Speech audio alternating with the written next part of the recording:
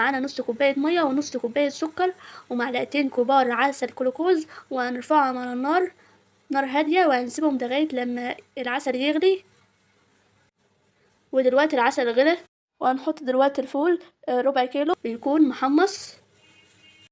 وبعد ما حطينا الفول هنقلبه كده مع العسل عشان يتماسك، وهنوطي عليه وهنسيبه علشان يشرب كل العسل اللي فيه بالشكل ده. وبعد ما شرب العسل اللي فيه كده هنطفي عليه وهنحطه في القالب بتاعنا، يكون فيه كيس ومدهون زيت. واول لما نحط الفول بتاعنا في القالب هنفرده على طول وهو سخن. وبعد ما فردناه كويس هنقطعه، وبعدين هنغطيه وهنحطه في التلاجة علشان الفول يتماسك. هنرجع لكم تاني عشان نوريكم شكلها. وده شكل الفولية بتاعتنا متماسكة جدا.